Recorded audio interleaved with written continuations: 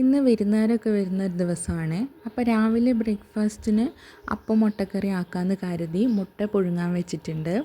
അതേപോലെ ചോറിനുള്ള വെള്ളം, കുടിക്കാനുള്ള വെള്ളമൊക്കെ തിളയ്ക്കാനായിട്ട് വെച്ചിട്ടുണ്ട്.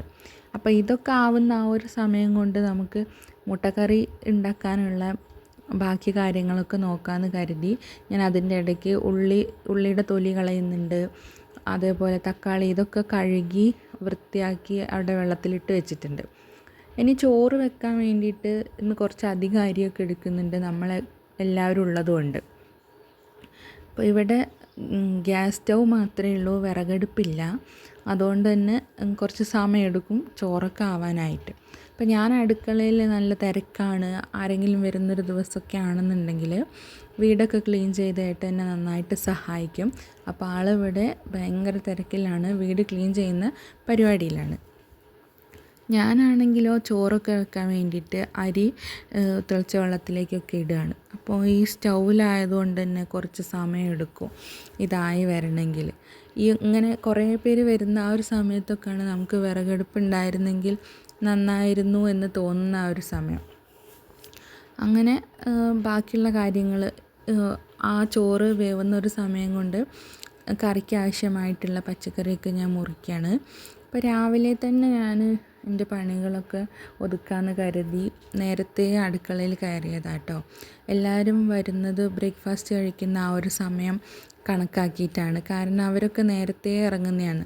കോഴിക്കോടാണ് എൻ്റെ വീട്. അപ്പോൾ കോഴിക്കോട് നിന്ന് അച്ഛൻ, അമ്മ, അമ്മയുടെ 2 അനിയത്തിമാർ, കുട്ടികൾ, അവരുടെ ഹസ്ബൻഡ് ഇവരൊക്കെയാണ് വരുന്നത്.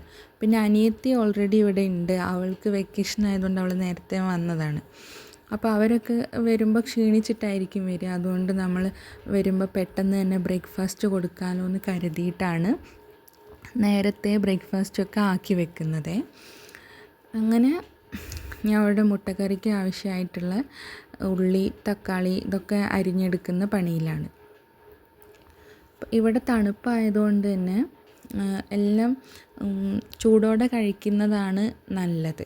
അപ്പോൾ അതാണ് സുഖം കിട്ടുക. തണുപ്പിൻ്റെ കൂടെ തണുത്ത ഭക്ഷണം കൂടെ കഴിക്കുമ്പോൾ ഒരു സുഖമില്ല. അപ്പമൊക്കെ ഞാൻ അവർ വരുമ്പോഴേക്കും ഉണ്ടാക്കാമെന്ന് കരുതിയിട്ട് അതവിടെ മാറ്റി വെച്ച് ബാക്കിയുള്ള കാര്യങ്ങളാണ് ചെയ്യുന്നത്. അവർ വരുന്നതിൻ്റെ മുൻപായിട്ട് ഞാൻ ഭക്ഷണമൊക്കെ ഉണ്ടാക്കുന്നുണ്ട്. കാരണം ഒരു കാര്യം അവർ വന്നാൽ ഉടനെ ബ്രേക്ക്ഫാസ്റ്റ് കൊടുക്കുക. രണ്ടാമത്തെ കാര്യം അവരൊക്കെ വന്നു കഴിഞ്ഞാൽ നമുക്ക് കുറേ സമയം ഇരുന്ന് സംസാരിക്കാം, അല്ലെങ്കിൽ പിന്നെ പുറത്തെവിടെയെങ്കിലും പോകണമെങ്കിൽ പോകാം. പിന്നെ ഈ ഭക്ഷണം ഉണ്ടാക്കാൻ പിന്നെയും കുറേ സമയം അടുക്കളയിൽ നമ്മൾ കളയണം. അപ്പോൾ നേരത്തെ ഉണ്ടാക്കി വെച്ച് കഴിഞ്ഞാൽ അവരൊക്കെ വന്നാൽ നമുക്ക് കുറേ സമയം അവരെ കൂടെ സ്പെൻഡ് ചെയ്യാമല്ലോ എന്ന് കരുതിയിട്ടാണ് ഞാൻ നല്ല നേരത്തെ എഴുന്നേറ്റ് ഭക്ഷണം ഉണ്ടാക്കാൻ തുടങ്ങിയത്. അപ്പോൾ ഇവിടെ ഏകദേശം മുട്ടക്കറി തയ്യാറാവാനുള്ള കാര്യങ്ങളൊക്കെ ഞാൻ ചെയ്തിട്ടുണ്ട്. എളുപ്പത്തിലുള്ള മുട്ടക്കറിയാണ് ഉണ്ടാക്കുന്നത്. ഞാൻ പ്രഷർ കുക്കറിലാണ് ഉണ്ടാക്കുന്നത്. ഉള്ളി വഴറ്റിയിട്ടുള്ള ആ ഒരു സമയം കളയാനൊന്നും നിൽക്കണ്ട. ഇത് നല്ല ടേസ്റ്റാണ് ഈ ഒരു കറി. അപ്പോൾ പെട്ടെന്ന് പ്രഷർ കുക്കറിൽ നമുക്ക് ഉണ്ടാക്കാം. ഇതിൻ്റെ റെസിപ്പി ഞാൻ വേറെ തന്നെ ഒരു വീഡിയോ ആക്കിയിട്ട് ചാനലിൽ അപ്ലോഡ് ചെയ്യാം. അപ്പോൾ ഇനി വെള്ളപ്പം ഉണ്ടാക്കാനുള്ള പരിപാടി ഞാൻ നോക്കുകയാണ്, നമുക്ക് കഴിക്കാൻ വേണ്ടിയിട്ട്. ഇപ്പോൾ അവർ വരുമ്പം അവർക്കുള്ളത് ഉണ്ടാക്കി കൊടുക്കുക എന്ന മട്ടാണ്. കാരണം ചൂടോടെ കഴിക്കാമല്ലോ അവർ വരുമ്പം. അപ്പോൾ നമ്മുടെ നാട്ടിൽ കോഴിക്കോടൊക്കെ ആണെങ്കിൽ തലേ ദിവസം രാത്രിയൊക്കെ ആകുമ്പോഴേ മാവിന് ഇങ്ങനെ അരച്ച് വെക്കണ്ടു. അപ്പം തന്നെ രാവിലേക്ക് പുളിച്ച് വരും, കാരണം ചൂടായതുകൊണ്ട്. പക്ഷേ ഇവിടെ അങ്ങനെ ആവില്ല. നമ്മൾ വൈകുന്നേരം അരച്ച് വെച്ചാലേ പിറ്റേ ദിവസം രാവിലെ നമുക്ക് നല്ല വെള്ളപ്പം കിട്ടുള്ളൂ, പുളിച്ച് നന്നായിട്ട് കിട്ടുള്ളൂ.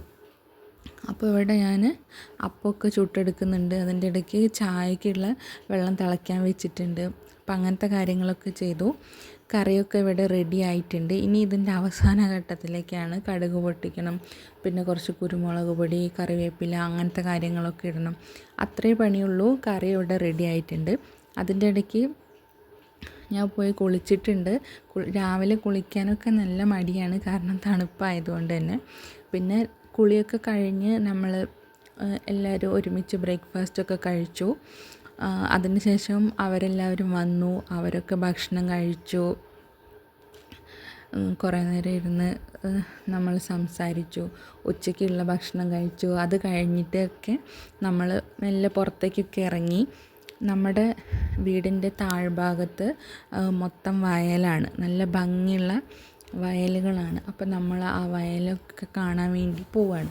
അപ്പോൾ കോഴിക്കോട് കുറേ ഉൾഭാഗത്തേക്ക് വയലും കുറേ കാര്യങ്ങളൊക്കെ ഉണ്ടെങ്കിലും ടൗൺ ഏരിയകളിലൊക്കെ അന്യം നിന്ന് പോകുന്ന ഒരു കാര്യമാണ് ഈ വയലൊക്കെ. അതുകൊണ്ട് തന്നെ നമ്മൾ എന്ത് ചെയ്തു, വയലൊക്കെ കാണാൻ വേണ്ടിയിട്ട്, പ്രകൃതി ഭംഗി ആസ്വദിക്കാൻ വേണ്ടിയിട്ടാണ് നമ്മൾ പോയത്. അവിടെ താഴെ കുറേ കൃഷിയും കാര്യങ്ങളൊക്കെ ഉണ്ട്.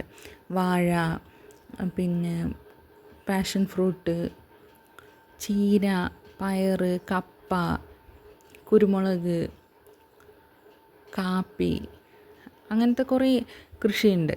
അധികം ഞാനിവിടെ കാണാത്തൊരു സാധനം തെങ്ങാണ്. തെങ്ങ് ഞാൻ അധികം കണ്ടിട്ടേ ഇല്ല. ബാക്കി ഒരുവിധം എല്ലാ കൃഷിയും കാര്യങ്ങളും ഇവിടെ ഉണ്ട്.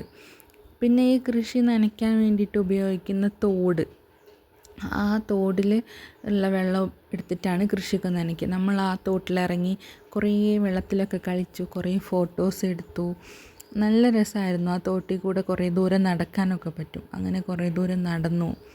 പിന്നെ വാഴയൊക്കെ ആവുന്നേ ഉള്ളൂ കേട്ടോ, ഇപ്പോൾ വെച്ചിട്ടേ ഉള്ളൂ, ഇപ്പോൾ കുറച്ച് പൊന്തി വന്നിട്ടേ ഉള്ളൂ. പിന്നെ പാഷൻ ഫ്രൂട്ട് ആണെങ്കിലും അതിൻ്റെ ഉള്ളിൽ കൂടിയൊക്കെ നടക്കാൻ നല്ല രസമായിരുന്നു. ഇങ്ങനെ പന്തൽ കെട്ടിയ പോലെ ആക്കിയിട്ട് അതിൻ്റെ ഉള്ളിൽ കൂടെ നടക്കാനൊക്കെ പറ്റും. അപ്പോൾ നമ്മളങ്ങനെ കുറേ കാഴ്ചകളൊക്കെ കണ്ട് കുറേ കാര്യങ്ങളൊക്കെ സംസാരിച്ച്, വെയിലില്ലാത്തൊരു സമയമായിരുന്നു. അതുകൊണ്ട് തന്നെ നടക്കാൻ നല്ല സുഖമായിരുന്നു. തണുപ്പ് ചെറുങ്ങനെ വരുന്നുമുണ്ട്, വെയിലും ഇല്ല. നമ്മൾ ആ തോടിൻ്റെ വക്കത്തൊക്കെ ഇരുന്ന് കുറേ സംസാരിക്കുകയും കാറ്റ് കൊള്ളുകയും വെള്ളത്തിൽ കളിക്കുകയും ഫോട്ടോ എടുക്കുകയും ഒക്കെ ചെയ്തു. നല്ലൊരു ദിവസമായിരുന്നു അത്. പിന്നെ രാത്രി ന്യൂ ഇയർ ആയതുകൊണ്ട് നമ്മൾ ന്യൂ ഇയർ സെലിബ്രേറ്റ് ചെയ്യാമെന്നും കരുതി.